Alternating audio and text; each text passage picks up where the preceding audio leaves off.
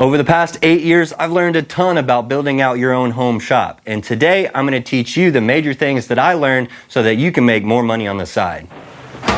Now, what you guys see here is roughly 300 square feet. The only reason why I have a shop this size is because it was already here. My wife and I bought this house about 4 or 5 years ago, and this was a big selling point for me. Was this was in the backyard, detached from the house, far away from neighbors and all that good stuff, being that I live in a residential area. The only problem is this small shop wasn't set up for a welding shop. It was set up for storage for some kids' like racing go-kart team, which I thought was also pretty cool. We needed to first figure out power. I get a lot of questions in my DMs about like, hey, I'm welding and my breakers keep tripping. I don't know what I'm doing wrong. The machine says it's a 110 capable machine. I got it plugged into 110, a half a rod, or maybe just welding for a few seconds before all the lights go out. And I get that. I was there too. If you start operating at higher amperages, you're going to need a bigger breaker for your box. Let me also say I am not a licensed electrician, and I have learned everything from YouTube University and not to take everything that I say about electricity to heart. Now that I say that, you're going to want at least a 20 amp breaker for 110 power. That's going to do light welding and fabrication.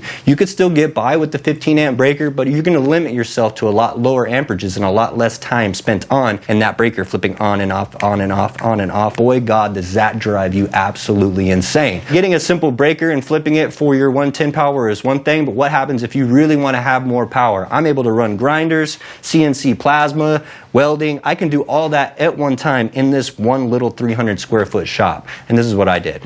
Now, I'm not going to recommend anything for your own personal shop. I don't know what you have. I don't know what you need. I have right here a 100 amp breaker run all the way to my shop in my backyard. That way I have another one of these panel boxes over in my shop that I can kind of plug and play what breakers that I want for the certain plugs that I wanted in my actual shop.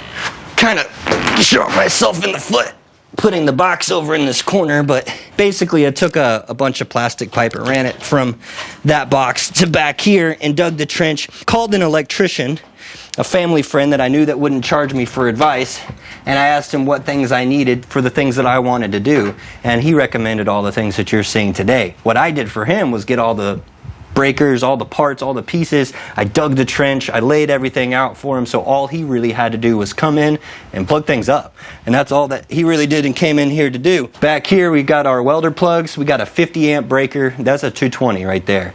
And same thing with the 30 amp. So I have two 220 plugs here. I wish I had one more on the other wall, but you got to get more wire and then run it through here. And it's another reason why I haven't finished the shop yet, because I'd still like some more electrical. And you can see here that all of my lights and my 110 plugs are all on a 20 amp breaker. I've never had any issues running grinders, welders on 110 or 220 in this shop, even simultaneous with the plasma cutter running, grinding, and then doing some welding. I have all the power I need and then some. Now, I highly recommend a freaking fab table like this. Fixture tables are so freaking nice. They're so freaking flat. They're so freaking clampy. You can do so much with it. I've got this big freaking thing that I don't even know how to use half the things I have with it. To my next point, you don't need it. You can start off with the glorious floor. However, the concrete floor is not freaking comfortable and it's not always level or straight. So building something like a table using, say, 2x2 square tubing, 1/8 inch wall, I think is perfect. I built so many tables out of that material, and then searching around town, making phone calls, trying to find a tabletop. You could go buy a piece of 1/4 inch. I would say the minimum thickness you'd want to have for a solid workstation, a solid welding table. But beggars can't be choosers, and in my case, I always was able to find my tabletops for free because I had some friends go to scrap yards and just find junk laying around and clean it up and slap it on the top of some tubing. I got myself a table, to the point where I was able to trade table for table and build a table, sell a table, build a better table, sell that table, build a better table, until I was like, hey, I got enough money to buy the table. But the problem with big heavy tables and working in a small spot is moving stuff. Now, I could say you could take one good look around my shop at all the big things in it and you can find one common variable. Wheels! Casters specifically, I put that stuff on everything. This is such a small space. If I need to move something else in here, I can rearrange, I can change the feng shui of it if I want very easily, compared to if, say, this big heavy table wasn't on casters or my toolbox wasn't on casters. Things would be harder to move. Like my toolbox has the fixed casters and it has the pivot locking casters. I hate having the straight casters on one side. If you have 4 pivoting casters, it moves around so much easier, and you want to make sure that each one of those have locks on it. Now, there is a huge downfall to having casters on all of the things in here. Nothing is 100% sturdy. If I put a lot of weight and stuff on this, that's gonna wiggle because it's got wheels. You want me to shake this too?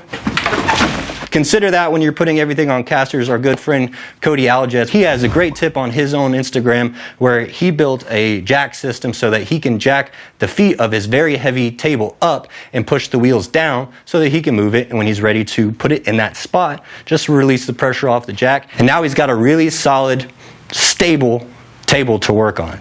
Now that virtually everything in your shop is on wheels, or maybe one big wheel, one downfall to that is anything laying on the floor becomes I don't know if you ever used to skateboard like I did, but you hit a pebble and it's just, and then you face plant. And boy, does it send just trying to get something done, and the only thing that holds you up is a tiny little extension cord or a hose, or just keeping the floors clean and keeping all of your extension cords up a little higher, your air hoses up a little higher. I would prefer having stuff higher up and dropping down than low and running all over the ground. And now we got tripping hazards and other issues. Even at the power plants, we would be working outside on a unit and everything still had to be 6 foot above the heads in order to pass safety. Otherwise, they would tell you to come down from whatever you're doing and hang your leads, and ain't nothing more annoying than that. Now, keeping everything up high is really nice, but in a small place like this, 300 square feet, all you have to do is one thing. Turn your head a little bit and you notice this and this. You got 2 other floors if you do this. I've got grinder racks on the wall. I've got this door hanging up here with a bunch of junk that honestly I don't even use. I need to go through that. I got this huge shelf that I made to hold my plasma cutter, another unit that's gonna live there, but I don't want it anywhere lower taking up space. I want it up and out of the way. I think some pegboard would be nice to hang some tools, but now again, I think that's one of the biggest downfalls to the space that I'm in, is it's just a small space. We still were able to do more things by putting a lot of the equipment that doesn't need to be in here outside and running. You'll see I got some pretty primitive holes in the wall, but it just helps run leads, cords, hoses from outside inside, so I don't have these bulky items out inside this place taking up room. Now this right here is all the stuff my wife can't see from the house.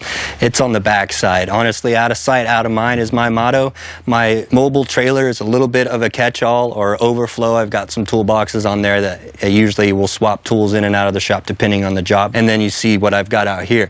I didn't always have the plan to build this kind of lean-to situation, but I was on Facebook one day and a friend of mine posted where he was working, was basically giving away this 3x3 square tubing, and so we built this lean-to. And then actually this right here, where these gas bottles and my compressor sit, this heavy plate, if you look underneath it, there's actually a frame on there. That was one of my old welding tables that I ended up using as a platform, a skid, if you will, so that I could store my bottles and whatnot. Of course, this is a material rack. Y'all are probably dogging on this because you can see that it's rusty metal. It's out in the weather. I wouldn't recommend storing your steel like this if you can, because it's gonna get rusty. Everything that you see here is just some leftover stuff that I really didn't know what to do with. As you can see with all this garbage and junk, it's just stacked so thick, so tall, but if you get in here, like, look at that. 1/4-inch plate right there. It's like almost like some flat bar. I can't throw it out. Well, I could use that. Now, storing everything is super important. Like material storage outside, I wouldn't say that that's the best. I don't really have a really good way of storing anything. Not to say that everything doesn't have a place. I think my least favorite spot in the shop is probably my toolbox. It's kind of a catch-all, this flat spot that I thought was going to be a work surface, and just collecting a bunch of crap. I do try to store things properly, like my filler metals, which is super important. Your MIG wire, your TIG wire, your stick rods, especially your stick rods and your flux core wire, really need to be stored properly.